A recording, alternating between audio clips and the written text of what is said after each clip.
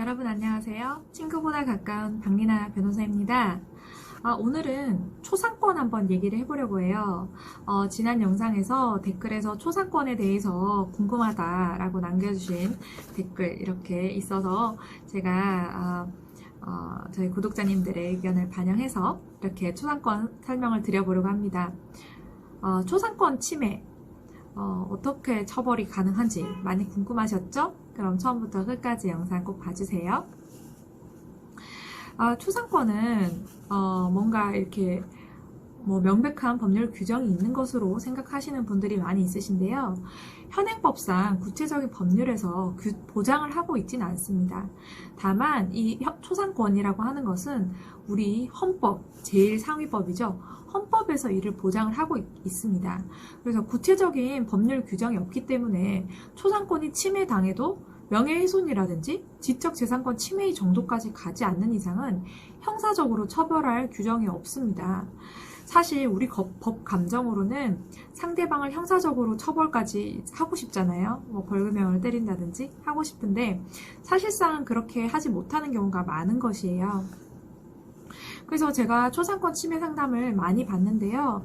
상담을 해보면 그 정도가 대부분 민사적으로 위자료 청구만 가능한 경우가 많았습니다. 먼저 초상권을 보장하고 있는 헌법 규정은 헌법 10조 그리고 17조입니다. 10조는 인격권을 규정하고 있는데요. 모든 국민은 인간으로서 존엄과 가치를 가지며 행복을 추구할 권리를 가진다 라고 되어 있고요. 17조 사생활의 비밀과 자유를 보장하는 헌법인데요. 모든 국민은 사생활의 비밀과 자유를 침해받지 아니한다 라고 되어 있습니다. 그래서 이런 사건이 문제가 제기되었을 때 법원은 10조와 헌법 10조와 17조를 근거로 해서 원고의 손을 들어주고 있습니다. 그래서 들어주는 것은 일반 우리 민법상의 손해배상 청구로 가는데요. 보통 위자료 청구를 많이 하죠. 우리 민법상 750조의 불법행위 책임을 상대방에게 지도록 하는 것입니다. 민법 750조는 고의 또는 과실로 인한 위법행위로 타인에게 손해를 가한 자는 그 손해를 배상할 책임이 있다 라고 하고 있죠. 그리고 민법 751조는 재산 이외의 손해배상 이라고 해서 1항을 보면 타인의 신체, 자유 또는 명예를 해하거나 기타 정신상 고통을 가한 자는 재산 이외의 손해에 대해서도 배상할 책임이 있다 라고 되어 있습니다. 그래서 보통 저희가 초상권 침해에 대해서 민사소송을 제기할 경우 민법 750조나 민법 751조 그리고 이 헌법 10조와 17조를 근거로 위자료 청구를 하게 됩니다. 그러면 초상권 침해가 성립하기 위한 기준도 알아야겠죠? 먼저 초상권 침해가 성립하기 위해서는 식별 가능성이 있어야 합니다. 식별 가능성이란 것은 그 해당 그 이미지 또는 그림 파일을 봤을 때 해당 인물이 본인임을 식별할 수 있는 가능성을 의미하는 것입니다. 그래서 정면 사진이 모두 나오지 않거나 측면 사진이 나오거나 일부 부분을 이모티콘으로 가리거나 하더라도 이를 본인임을 식별할 수 있는 정도의 수준이라면 초상권을 침해한 것으로 볼 수 있습니다. 그리고 얼굴이 나오지 않았다고 하더라도 실루엣만으로 명백히 그 사람인 것을 식별 가능하다면 이거를 본인인 것으로 식별 가능한 것으로 보고 있습니다. 그리고 초상권 침해가 성립하기 위해서 상업적 목적으로 무단 사용을 한 경우에도 이거를 초상권 침해의 기준으로 보고 있는데요. 요즘에 우리가 SNS를 많이 하기 때문에 인스타그램 이런 것을 통해서 우리가 어디 가서 이제 사진을 많이 올리잖아요. 사진을 많이 올리는데 어떤 업체에서 이 업체의 내 물건을 이제 사용을 했네 하면서 그런 해당 사진을 그냥 무단으로 사진을 캡처한다든지 해서 사용을 하는 경우가 많다는 것입니다. 그래서 이런 경우에는 사진을 당사자의 사전 동의하에 사용했다면 아무런 문제가 없었겠지만 당사자의 허락 없이 식별 가능한 그런 사진을 상업적으로 이용했다면 이는 초상권 침해로 볼 수가 있습니다. 그래서 방금 말씀드린 이 두 번째 기준은 이 상대방의 허락 없이 상대방의 사진을 영리적인 목적으로 사용하는 것이죠. 그 세 번째는 계약 범위를 넘어서 사용하는 경우에도 초상권 침해로 보고 있습니다. 예를 들어서 어떤 인터넷 쇼핑몰 모델이 있었는데 이 쇼핑몰에 본인의 사진이 사용되는 것까지는 허락을 한 것이에요. 그래서 그 사진에서 사용되고 있었는데 이 쇼핑몰 회사 대표가 이 모델의 그 허락을 받은 그 모델의 사진을 다른 회사에 또 사용하도록 이렇게 넘겨주었다는 것입니다. 이것은 이 당사자의 허락이 없이 넘어주었다면 이건 계약 범위를 넘어서서 사용하는 것으로 보아서 초상권 침해로 볼 수 있는 것입니다. 그러면 제가 초상권 침해에 관한 판례를 한 2가지 정도 설명을 드리려고 해요. 초상권이 헌법상 보장되는 권리이긴 하지만 초상권 침해가 인정된 경우도 있고 초상권 침해가 인정되지 않은 경우도 있었거든요. 그래서 인정되는 경우는 어떤 경우인지 또는 초상권 침해가 인정되지 않는 경우는 어떤 경우인지 한번 설명을 드려보려고 합니다. 먼저 지금 말씀드린 판례는 위자료가 인정된 경우를 먼저 말씀을 드릴게요. 대법원 2006년 10월 13일 선고 2004다 16,280 판결이었습니다. 이 판결에서는 구체적인 사례를 말씀드리자면 보험회사 직원이 보험회사를 상대로 손해배상 청구 소송을 제기한 교통사고의 피해자들의 장애 정도에 관한 증거 자료를 수집할 목적으로, 그러니까 말씀을 드리자면 이제 교통사고를 당한 이 피해자들이 장애가 있었던 거예요. 그래서 이 장애에 대해서 보험사를 상대로 그 보험료를 청구를 했겠죠. 근데 보험사에서는 어때요? 보통 보험료를 그 피해자들이 원하는 만큼 지급하지 않기 위해서 이런 피해자들이 주장하는 정도의 장애가 없다라는 부분을 하기 위해서 피해자들이 일상사진을 찍었다는 겁니다. 일상사진을 찍으면서 본인의 그런 채무 부존재 소송이라든지 정확히는 이게 대법원 사건이라서 나와 있지 않은데요. 여기 판례에서 나와 있던 것은 조금 말이 길어서 제가 부연 설명을 드렸는데, 보험회사 직원이 보험회사를 상대로 손해배상 청구 소송을 제기한 교통사고 피해자들의 장애 정도에 관한 증거 자료를 수집할 목적으로 피해자들의 일상생활을 촬영한 행위가 초상권 및 사생활의 비밀과 자유를 침해하는 불법행위에 해당한다라고 본 사례입니다. 즉, 보험사의 입장에서는 그 피해자들의 그런 장애 정도가 심각하지 않다는 것을 입증하기 위해서 피해자들의 일상생활을 이렇게 촬영을 몰래 했다는 것이에요. 그럼 당연히 식별 가능했겠죠. 그 피해자임을 알아야 하니까. 그런데 그 피해자 입장에서는 이건 나의 초상권 침해다 라고 해서 손해배상 청구를 제기를 한 것이에요. 근데 법원에서는 이 사안에 대해서 이거는 보험사의 불법행위가 맞다라고 인정을 한 사건입니다.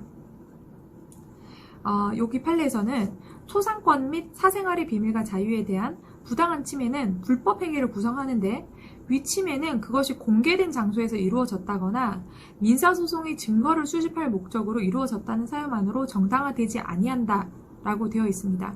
그래서 이 소송을 피해자들이 말하자면 과다하게 부당하게 본인들이 장애가 있는 것처럼 해서 하는 것을 입증하기 위한 본인들의 그런 입증 자료를 만들기 위해서 사진을 찍은 것이다라고 주장을 했지만 그것만으로 정당화되지 아니한다. 그래서 당신들은 초상권 침해를 한 것이 맞다라고 판단을 한 것이었습니다. 지금 2번째 말씀드릴 사건은 초상권 침해와 관련해서 위법성이 조각되는 사유가 있는지, 즉 초상권 침해가 있긴 있었지만 이것이 위법하지 않다라는 판결이 나온 사건입니다. 지금 이 판례는 대법원 2021년 4월 29일 선고 2024 22745 판결이었습니다. 이 판결 요지를 한번 보면요, 좀 말이 어렵더라도 한번 들어봐 주세요.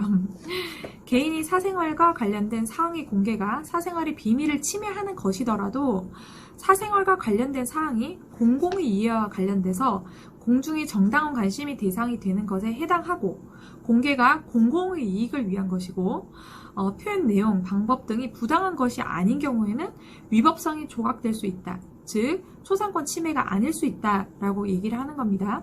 그래서 초상권이나 사생활의 비밀의 자유를 침해하는 행위를 둘러싸고 서로 다른 두 방향의 이익이 충돌하는 경우에는, 즉 지금 공공의 이익이냐 또는 이 초상권을 주장하는 이 사익이 중요한지 이렇게 방향이 다른 경우에는 구체적인 사안에서 여러 사정을 종합적으로 고려한 이익 형량을 통해서, 그러니까 어떤 것이 더 이익인지, 어떤 것이 더 정당한지를 판사님이 판단을 해서 위법성을 판단한다는 거예요. 그래서 이 사안에서는 어떤 행위였냐면 3번에 사안이 나와 있습니다. 아파트 입주자 갑이 아파트 단지 내 현수막을 게시하던 중에 다른 입주자 을로부터 제지를 당하자 이제 갑이 을에 욕설을 했습니다. 하였는데 위 아파트의 부녀회장 병이 있었어요. 병이 말다툼을 하고 있는 갑의 동영상을 촬영해서 입주자 대표회의 회장 정에게 전송했고, 정이 다시 이를 아파트 관리소장과 동대표들에게 전송을 했던 사안입니다. 그런데 이 사안에서는 지금 아파트 관련이기 때문에 공동주택관리법 시행령 제19조 2항 3호에 따르면 입주자는 공동주택의 광고물, 표지물 또는 표지를 부착한 행위를 하려는 경우에는 관리 주체의 동의를 받아야 하는데 아까 처음 말씀드렸듯이 갑이 현수막을 게시하려고 했었죠. 그래서 갑은 근데 그런 동의를 받지 않은 것이에요. 그래서 갑은 그런 동의를 받지 않고 무단으로 현수막을 이제 게시하려고 했던 점, 그리고 갑이 게시한 현수막의 내용은 관리 주체의 아파트 관리 방법에 대한 반대 의사표시를 이제 나타내는 이제 내용이었다는 거예요. 그래서 반대 의사표시로서 자신의 주장을 입주자들에게 널리 알리기 위함이 그 현수막의 내용이었다는 겁니다. 그리고 이러한 공적 논의 장에 나선 사람, 즉 갑이죠. 이런 자기는 이렇게 뭐 어떤 의견에 반대한다라는 이 논의 장에 나선 사람은 갑이죠. 여기서 갑은 사진 촬영이나 공표에 묵시적으로 동의하였다고 볼 수 있는 점.